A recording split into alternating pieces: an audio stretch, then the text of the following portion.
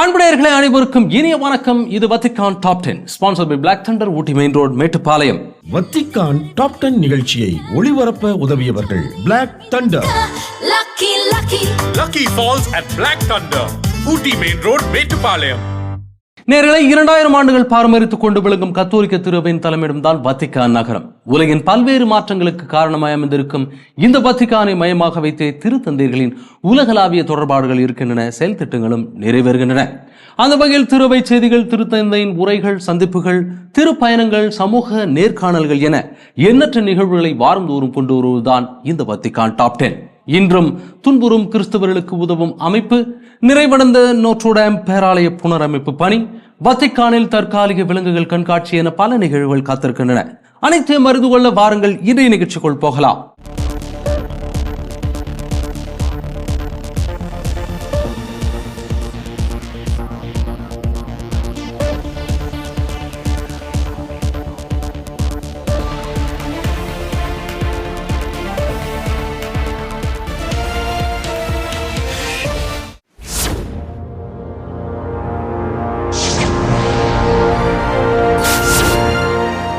திருவிவிலியம் வாசிப்பதை ஊக்குவிக்கும் வகையில் திருத்தந்தை பிரான்சிஸ் அவர்களால் 2019 ஆண்டு தொடங்கப்பட்ட இறைவார்த்தை ஞாயிறு சென்ற வாரம் அனுசரிக்கப்பட்டது. அதில் திருத்தந்தை அவர்கள் பகிர்ந்து கொண்டவற்றை இந்த பகுதியில் பார்ப்போம். தொடர்ந்து 5வது ஆண்டாக திருத்தந்தை பிரான்சிஸ் அவர்கள் இறைவார்த்தை ஞாயிறு திருப்பலியில் கலந்து கொண்டார். திருவிவிலிய வாசிப்பை ஊக்குவிக்கும் பொருட்டு திருத்தந்தை அவர்கள் 2019 ஆண்டில் இதை நிறுவினார். குழந்தை இயேசுவின் புனித தெரேசா மற்றும் புனித பிரான்சிஸ் அசிசியார் போன்ற பல புனிதர்களின் வாழ்க்கையை நற்செய்தி எவ்வாறு மாற்றியமைத்தது என்பது பற்றி திருத்தந்தை அவர்கள் தனது மறைவுரையில் குறிப்பிட்டார். ஒவ்வொரு நபரிடமிருந்தும் கடவுள் என்ன விரும்புகிறார் என்பதை புரிந்து கொள்வதற்கு அவர்கள் செய்தது போல திருவிவிலியத்தை படித்து கவனமாக ஜெபிக்க வேண்டியது அவசியம் என்றும் கூறினார். பலமுறை நாம் கடவுளுடைய வார்த்தையை கேட்கிறோம். அது ஒரு காது வழியாக உள்ளே சென்று மறு காது வழியாக வெளியே செல்கிறது. ஒருவேளை சிலர் இருப்பது போல் நாம் இறை வார்த்தையிடம் செவிடாக இருக்கக்கூடாது. இது ஆபத்து. தேவையற்ற 1000 வார்த்தைகளில் மூழ்கி கடவுளின் வார்த்தையை நழுவ விடுகிறோம். அதை கேட்கிறோம், ஆனால் கவனிப்பதில்லை. கேட்கிறோம், ஆனால் அதை நாம் வைத்திருப்பதில்லை. வைத்திருக்கிறோம், ஆனால் நம்மை மாற்ற அதை அனுமதிப்பதில்லை. பின்பு திருத்தந்தை பிரான்சிஸ் அவர்கள் அங்கிருந்தவர்களிடம் சில கேள்விகளை முன்வைத்தார். உதாரணமாக, தங்கள் கையில் திருவிவிலியம் இருந்தாலும் கூட திருவிவிலியத்தை படிப்பதற்கு தினமும் எவ்வளவு நேரம் ஒதுக்குகிறார்கள் என்று கேட்டார். நம்பிக்கையாளராக இருந்தாலும் சிலர் ஒரு முழு நற்செய்தியை கூட படித்ததில்லை என்றும் திருத்தந்தை வருத்தத்தோடு தெரிவித்தார். எப்பொழுதும் திருவிவிலியத்தை தங்களின் பாக்கெட்டில், பணப்பையில், செல்போனில் வைத்திருக்க வேண்டும் என்று நான் பலமுறை மக்களுக்கு அறிவுறுத்தியிருக்கிறேன். எல்லாவற்றையும் விட கிறிஸ்து எனக்கு மிகவும் பிரியமானவர் என்றால் நான் எப்படி அவரை வீட்டில் வைத்துவிட்டு அவருடைய வார்த்தையை என்னுடன் எடுத்துச் செல்லாமல் இருப்பேன்? கடைசியாக ஒரு கேள்வி. நான் நற்செய்திகளில் ஒன்றையாவது நான் முழுமையாக படித்திருக்கிறேனா? நற்செய்தி ஒரு வாழ்க்கை புத்தகம், எளிமையானது மற்றும் குறுகியது. ஆனால் பல நம்பிக்கையாளர்கள் ஆரம்பத்திலிருந்து இறுதி வரை ஒன்றையும் படித்ததில்லை. திருப்பலியின் போது திருத்தந்தை பிரான்சிஸ் அவர்கள் பொலிவியா, சாட், சவுத் கொரியா, த ஆன்டிலிஸ், ஜெர்மனி மற்றும் பிரேசில் ஆகிய உலகின் பல்வேறு பகுதிகளைச் சேர்ந்த 11 பொதுநிலையினருக்கு லெக்டார் மற்றும் கேட்டிகிஸ்ட் ஆகிய 2 பணிகளை வழங்கினார் என்பது குறிப்பிடத்தக்கது.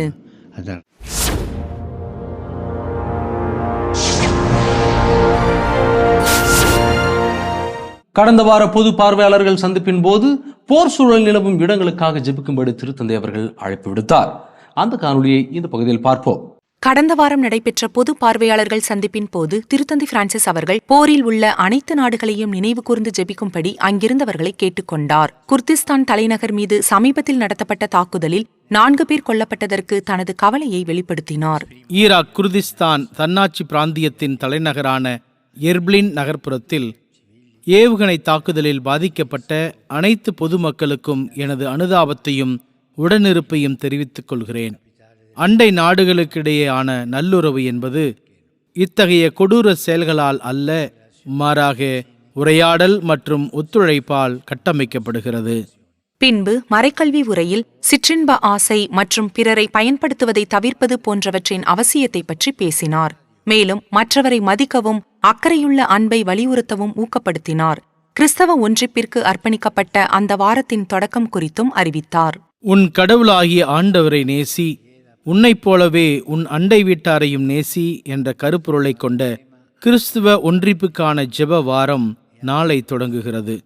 கிறிஸ்தவர்கள் முழு ஒற்றுமையை அடைய அனைவரிடமும், குறிப்பாக மிகவும் பலவீனமானவரிடமும் அன்பை வழங்க வேண்டும்.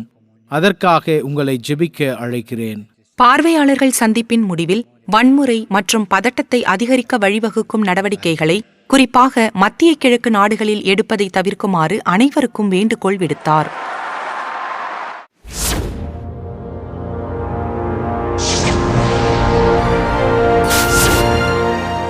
தவகாலத்தை முன்னிட்டு திருத்தந்தை அவர்கள் அனுசரிக்கும் தியானம் இந்த ஆண்டும் வத்திக்கானிலேயே நிகழும் என்று கூறப்படுகிறது. அது ஏன் என்று இந்த பகுதியில் பார்ப்போம். தவக்காலத்தின் முதல் வாரத்தில் திருத்தந்தை பிரான்சிஸ் அவர்கள் ரோமன் கியூரியா உறுப்பினர்களை சந்திப்பது பாரம்பரியமாகும். 2014ஆம் ஆண்டு முதல் அவர்கள் ஆன்மீக பயிற்சிகளுக்காக ரோம் நகருக்கு வெளியே ஒரு நகரத்திற்கு பேருந்தில் செல்வார்கள். இந்த ஆண்டும் திருத்தந்தை அவர்கள் தொடர்ந்து 5வது ஆண்டாக வத்திக்கானை விட்டு வெளியேற மாட்டார். மாறாக தனது இல்லத்தில் தியானத்தை மேற்கொள்வார். பிப்ரவரி மாதம் 18ஆம் தேதி முதல் 23ஆம் தேதி வரை திருத்தந்தை பிரான்சிஸ் அவர்கள் பொது பார்வையாளர்கள் சந்திப்பு உட்பட தனது செயல்பாடுகளை இடைநிறுத்துகிறார். இந்த காலகட்டத்தை தங்கள் வேலையை நிறுத்தி ஜெபத்தில் தங்களை அர்ப்பணித்து வாழ வேண்டும் என்று ரோமில் வசிக்கும் கர்தினால்கள், திருப்பீடக் கழகத்தின் தலைவர்கள் மற்றும் கியூரியாவின் மேலதிகாரிகளை திருத்தந்தை அவர்கள் கேட்டுக்கொண்டார். திருத்தந்தை பிரான்சிஸ் அவர்கள் கடைசியாக 2019ஆம் ஆண்டு இந்த தவக்கால ஆன்மீக பயிற்சிகளில் கலந்து கொண்டார். 2020ஆம் ஆண்டில் சளி பிடித்ததால் அவரால் செல்ல முடியவில்லை. 2021ஆம் ஆண்டு மற்றும் 2022ஆம் ஆண்டில் கோவிட் கட்டுப்பாடுகள் காரணமாகவும் அவரால் செல்ல முடியவில்லை. கடந்த ஆண்டு வத்திக்கான் பயிற்சிகளை நிகழ்த்துவதற்கான காரணங்களை வெளியிடவில்லை என்பது கவனிக்கத்தக்கது.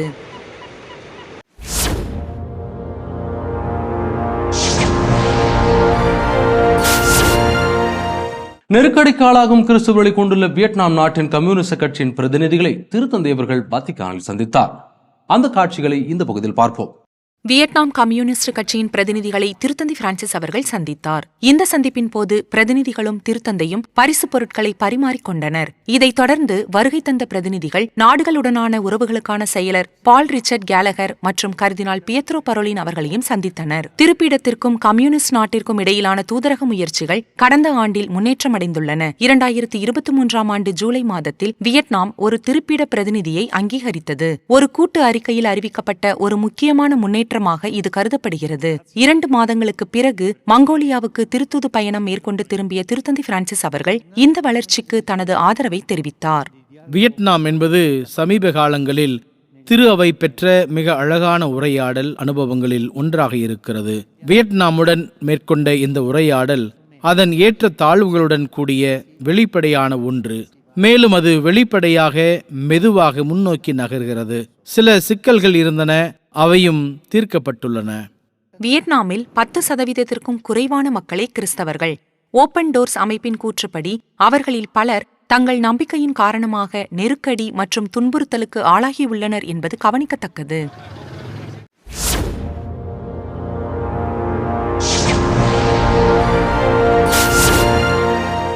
திருத்தந்தை பிரான்சிஸ் அவர்கள் சமீபத்தில் கொலம்பியாவின் அதிபர் அவர்களை வத்திக்கானில் சந்தித்தார். அந்த காட்சிகளை இந்த பகுதியில் பார்ப்போம். கொலம்பியா அதிபரை சந்தித்த திருத்தந்தை பிரான்சிஸ் அவர்கள் கொலம்பியாவிற்கும் திருப்பிடத்திற்கும் இடையிலான உறவுகளில் நிறைவை உணர்வதாக தெரிவித்தார். கொலம்பிய மக்களின் நல்லிணக்கத்தில் திரு அவையின் பங்கை பற்றியும் திருத்தந்தை அவர்கள் எடுத்துரைத்தார். 50 ஆண்டுகால மோதலுக்கு பிறகு 2016ஆம் ஆண்டில் அமைதி ஒப்பந்தத்தில் கையெழுத்திட்ட அரசாங்கத்திற்கும் தேசிய விடுதலை இராணுவத்திற்கும் இடையிலான பேச்சுவார்த்தைகளுக்கான இடமாக வத்திக்கானை அதிபர் அவர்கள் முன்மொழிந்தார். வத்திக்கான் அரசு ஒரு தேசிய, பிராந்திய, மாநில நிறுவனமாக சொல்லலாம். பேச்சுவார்த்தைகளுக்கான மேடையாக இருக்கலாம். கொலம்பியாவின் நேஷனல் லிபரேஷன் ஆர்மி ஒன்று இங்கு நிறுவப்படுவதில் நான் மிகவும் ஆர்வமாக இருக்கிறேன்.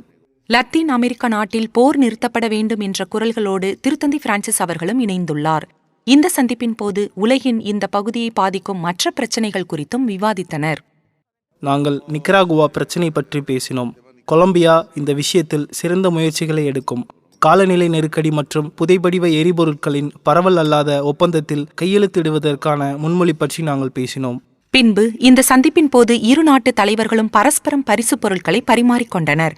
கொலம்பியா அதிபர் திருத்தந்தை பிரான்சிஸ் அவர்களுக்கு அந்நாட்டின் காஃபி மற்றும் ருவானாவின் மேலாடையையும் பரிசாக வழங்கினார். திருத்தந்தை அவர்களும் குடியேற்ற படகு ஒன்றின் முன் ஏழைகளுக்கு கை நீட்டுதல் என்ற வாசகம் பொறிக்கப்பட்ட 2 கைகளின் வெண்கல உருவத்தை அதிபருக்கு பரிசாக வழங்கினார்.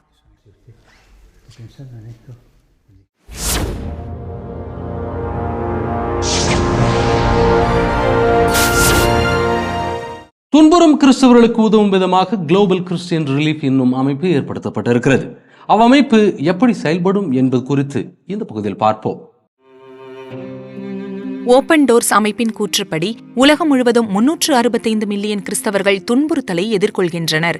மக்கள் தங்கள் நம்பிக்கையின் காரணமாக எதிர்கொள்ளும் பாகுபாடுகள் தொடர்பான விழிப்புணர்வை கொண்டுவர குளோபல் கிறிஸ்டியன் ரிலீஃப் என்ற அமைப்பு நிகழ்காலத்தில் துன்புறுத்தப்படுவதை பற்றிய விரிவான தரவுகளுடன் ஏற்படுத்தப்பட்டுள்ளது.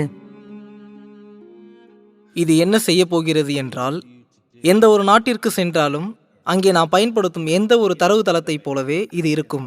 பெரும்பாலான தேவாலயங்கள் எங்கு மூடப்பட்டுள்ளன என்பதையோ, எந்த நாட்டில் அதிக மக்கள் மறைசாட்சியாளர்கள் என்பதையோ அறிய விரும்பினால் உங்கள் நாட்டிலிருந்தோ மற்ற நாடுகளிலிருந்தோ அந்த தகவலை நீங்கள் பெறலாம். கத்தோலிக்கர்கள் அல்லது கிறிஸ்தவர்கள் மட்டுமன்றி அனைத்து மத குழுக்களையும் இந்த தரவுத்தளம் கண்காணிக்கிறது.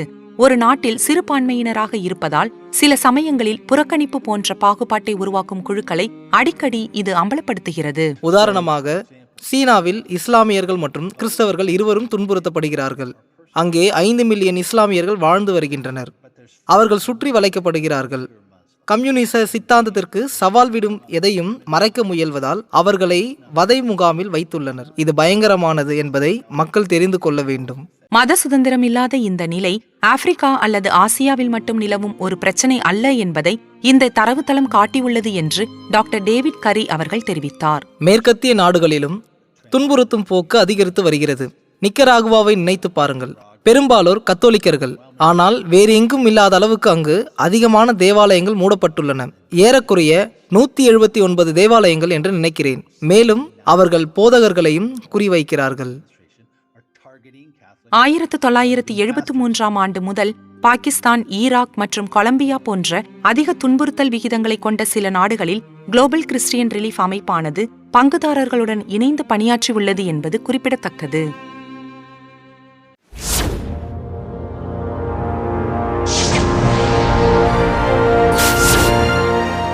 ஐந்து ஆண்டுகளுக்கு முன்பு தீயினால் பாதிப்புக்கு உள்ளான பாரிஸின் நோட்ரடாம் பேராலயத்தை புனரமைக்கும் பணி நிறைவடைந்துள்ளது. அதனை குறித்து இந்த பகுதியில் பார்ப்போம். பாரிஸில் உள்ள நோட்ரே டேம் பேராலயத்தின் புனரமைப்பில் ஒரு முக்கிய மைல்கல் நிறைவடைந்துள்ளது. ஏனெனில் பாடகர் மாடத்திற்கான கட்டமைப்பு தற்போது முடிவடைந்துள்ளது. பாரம்பரியத்தை பின்பற்றி புதிய மைல்கல்லை கொண்டாடும் வகையில் இத்திட்டத்தில் மரத்தச்சு வேலை செய்யும் வெறும் 21 வயதே நிரம்பிய ஒருவர் கூரை கட்டமைப்பின் மேல் ஒரு பூச்செண்டை வைத்துள்ளார். நோட்ரே டேம் பேராலயம் தீப்பிடித்து அதன் வரலாற்று உட்புறத்தை இழந்து கிட்டத்தட்ட 5 ஆண்டுகள் ஆகின்றன. மறுசீரமைப்பு செயல்முறை கிட்டத்தட்ட உடனடியாகவே தொடங்கப்பட்டன.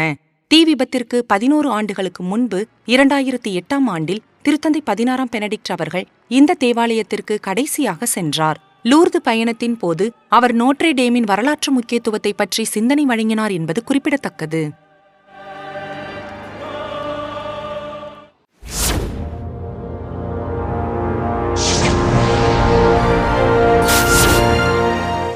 விலங்குகளின் பாதுகாவலர் புனித வனத்து அந்தோனியாரை நினைவு கூறும் விதமாக புனித பேதுரு வளாகத்தின் வெளிப்புறம் விலங்குகள் சூழ்ந்திருந்தன. அந்த காணொலியை இந்த பகுதியில் பார்ப்போம். புனித பேதுரு சதுக்கத்திற்கு வெளியே ஆடு, மாடு மற்றும் கழுதைகள் வந்து நிரம்பும் நிகழ்வானது நாள்தோறும் நடப்பது இல்லை.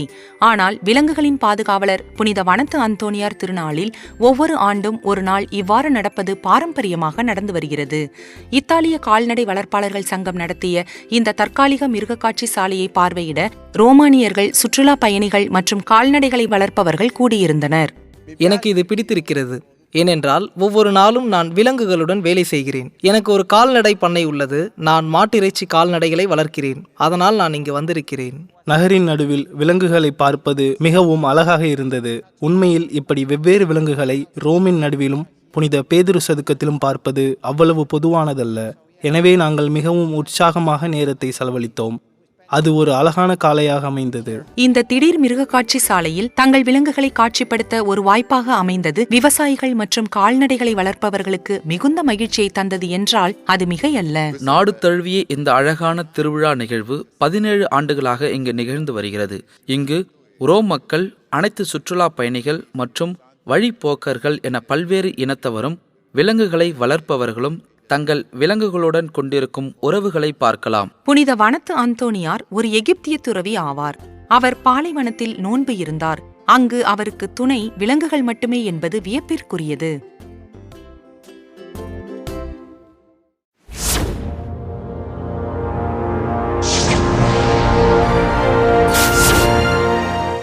கத்தோலிக்க இசைக்குழுவான ஹக்கூனா இறைவேண்டல் செய்ய இசையை பயன்படுத்துகிறது. அந்த இசைக்குழுவை குறித்து இந்த பகுதியில் பார்ப்போம். மேட்ரிடில் இது போன்ற ஒரு கச்சேரி நடைபெறும் இடத்தில் அனைத்து கலைஞர்களும் இடம்பெற்றுவிட முடியாது.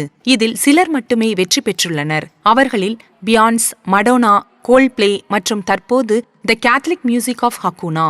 நற்செய்தி அறிவிப்பதற்கும் எல்லாவற்றிற்கும் மேலாக பாடல் மூலம் இளைஞர்களை கடவுளிடம் நெருங்க வைப்பதற்கும் இசை ஒரு சிறந்த கருவி என்பதை இந்த குழு வலியுறுத்தி வருகிறது.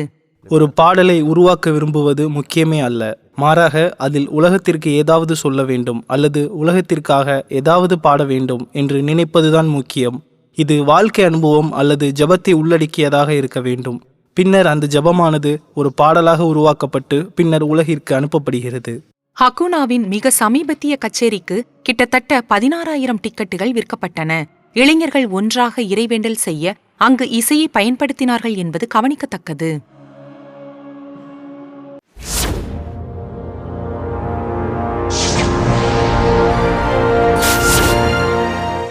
உலகின் பல ஓவிய கலைஞர்களை வத்திக்கான் டாப் 10 நிகழ்ச்சியில் நாம் பார்த்திருக்கிறோம். இன்றைய நிகழ்ச்சியில் காணவிருக்கும் ஒரு கலைஞர் சற்று மாறுபட்டவர். அது எப்படிப்பட்ட மாறுதல் என்பதை இந்த பகுதியில் பார்ப்போம். இந்த ஓவியங்களை அருட்தந்தை பேரி பிராம் அவர்கள் உருவாக்கியுள்ளார். இப்போது அடிக்கடி ஓவியம் வரைந்து வருகிறார். ஆனால் இது முன் எப்போதும் நடந்ததில்லை. கலையை படித்த பிறகு ஒரு திருத்தந்தையின் எழுத்தை கண்டு அவர் தனது பணி மேலோட்டமானது மற்றும் சுயநலமானது என்பதை உணர்ந்தார். புனித 2ஆம் ஜான்பால் அவர்கள் கலைஞர்களுக்கு எழுதிய கடிதம் எனக்குள் மிகவும் ஆழமான தாக்கத்தை ஏற்படுத்தியது. கலை அல்லது அழகு என்பது ஒரு கலைஞரின் குறிப்பிட்ட தொழிலாக இருந்தால், அந்த அழகு ஏதோ ஒரு வகையில் கடவுளோடு இணைக்கப்பட்டிருந்தால், அந்த கலை அது கொண்டிருக்க வேண்டிய நோக்கத்தை எடுத்துக்கொள்ளும் என்று நான் நினைக்கிறேன். இந்த கடிதமானது அவரது பணிக்கு புதிய பொருளை கொடுத்தது. மேலும் பல ஆண்டுகளுக்கு முன்பு அவர் நிராகரித்தது கடவுளின் பரிசு என்பதை அவர் கண்டறிய உதவியது. குழந்தை இயேசுவின் புனித தெரேசா அவரது முதல் உருவப்படங்களில் ஒன்றாகும். மேலும் மனிதர்களின் முகங்களை வரைவதில் தான் எப்போதும் ஆர்வமாக இருப்பதாக அருட்தந்தை பிராம் அவர்கள் தெரிவித்தார். புனிதர்கள்தான், ஏனென்றால் அவர்கள் கடவுளின் நற்குணத்தை குறிப்பிட்ட விதத்தில் வெளிப்படுத்துகிறார்கள். எனவே புனிதரை முன்னிலைப்படுத்துவதன் மூலம் புனிதரில் நீங்கள் கடவுளின் ஒரு குறிப்பிட்ட ஒளியை பார்க்கிறீர்கள். அது குறிப்பாக நமது கண்களில் படுகிறது என்று நினைக்கிறேன். அவரது ஓவியங்கள் நிறப்பூச்சிகள், எண்ணெய்கள் மற்றும் டிஜிட்டல் முறையில் கூட உருவாக்கப்பட்டுள்ளன. அவரை பொறுத்தவரை ஓவியம் என்பது உடல் செயல்பாடு மட்டுமல்ல, அதற்கு ஒரு தொழில் பரிமாணமும் உண்டு. நாம் செய்யும் செயல்களில் பொருளை உணரும் போது அல்லது பொருளை பார்க்கும்போது வாழ்க்கை அழகாக மாறும். இது ஒரு அனுபவம் என்று நினைக்கிறேன். அதனால் அதில் ஏதோ ஒரு முழு நிறைவு தெரிகிறது. ஆகவே நம்மை நிறைவடைய செய்யும் எதையும் கண்டுபிடிக்கும் போதெல்லாம் குறைந்தபட்சம் சில தொழில்சார் அம்சங்களை இறைவன் நம் வாழ்க்கையில் செய்ய வைத்திருக்கிறார். அருட்தந்தை பிராம் அவர்கள் தனது பணியே அவரை நிறைவடை செய்கிறது என்பதை தெரிவித்ததோடு அவரது கலைத்துவ அழைப்பானது எந்த வகையிலும் அவரது குருத்துவத்திலிருந்து வேறுபட்டதல்ல என்பதை அவர் அறிந்திருக்கிறார். போலந்து திருத்தந்தையின் கடிதம் அதை அவருக்கு காட்டியுள்ளது. அதனால்தான் தனக்கு பிடித்தமான உருவப்படம் திருத்தந்தை 2ஆம் ஜான்பால் அவர்களின் உருவப்படம் என்று அருட்தந்தை பிராம் அவர்கள் தெரிவித்தார். என் அன்புடையர்களை இன்றைய நிகழ்வுகள் அனைத்தும் நீங்கள் பயன்பெறும் வகையில் வந்திருக்கும் என்று நாங்கள் நம்புகிறோம். மீண்டும் அடுத்த வாரம் இதே நிகழ்ச்சியில் சந்திக்கிறோம். இது Vatican top 10 sponsored by Black Thunder, Ooty main road, Mettupalayam. நன்றி, வணக்கம், மரியே வாழ்க. வத்திக்கான் டாப் 10 நிகழ்ச்சியை ஒளிபரப்ப உதவியவர்கள் Black Thunder. Lucky Falls at Black Thunder, Ooty Main Road, Metupalayam.